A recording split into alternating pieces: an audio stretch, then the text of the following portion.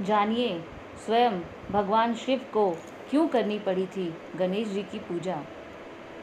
ऐसे कई अवसर आए जब भगवान विष्णु और शिव जी मुसीबत में फंस गए थे, तब उन्हें भी प्रथम पूज्य गणेश जी की पूजा करनी पड़ी थी। आइए जानते हैं इस कथा के बारे में। दरअसल असुर बलि की कृपा प्राप्त करके त्रिपुरासुर भयंकर असुर बन गया था।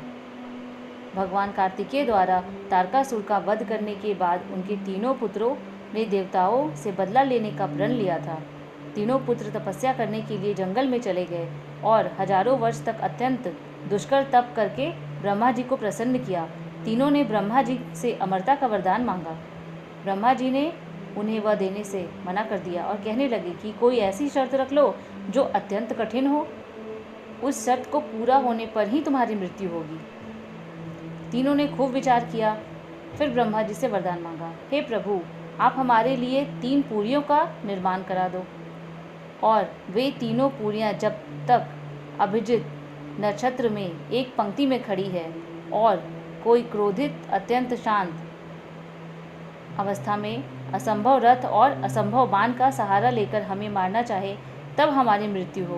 ब्रह्मा जी ने कहा, तथास्तु।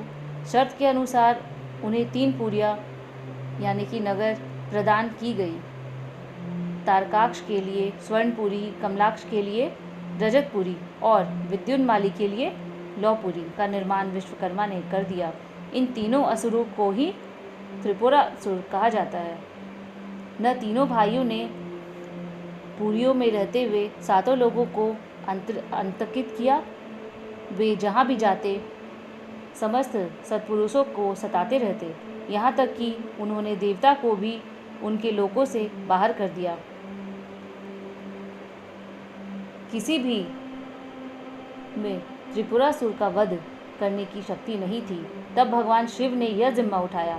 सभी देवताओं ने शिव को ही अपना आधा बल समर्पित करने का निश्चय किया।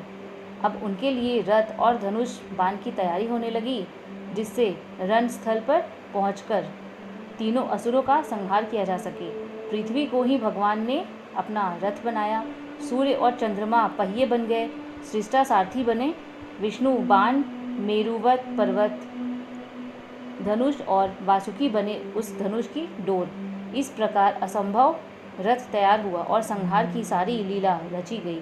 जिस समय भगवान उस रथ पर सवार हुए, तब सकल देवताओं के द्वारा संभाला हुआ वह रथ भी डगमगाने लगा। तभी विष्णु भगवान वृषभ बनकर उस रथ में जाकर जुड़ गए।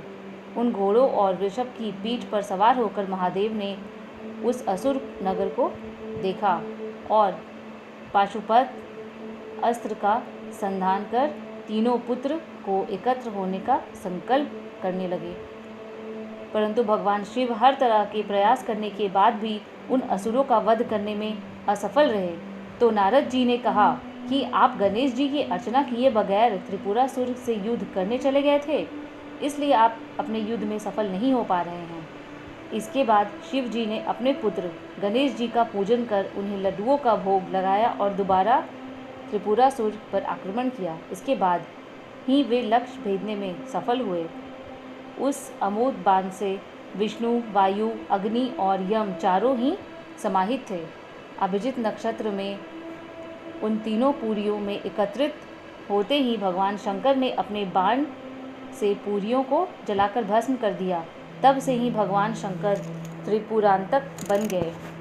त्रिपुरासुर को जलाकर भस्म करने के बाद भोले रुद्र का हृदय द्रवित हो उठा और उनकी आंख से आंसू टपक गए। आंसू जहाँ जहाँ गिरे वहाँ रुद्राक्ष का वृक्ष उग आया। रुद्र का अर्थ है शिव और अक्ष का आँख अथवा आत्मा है।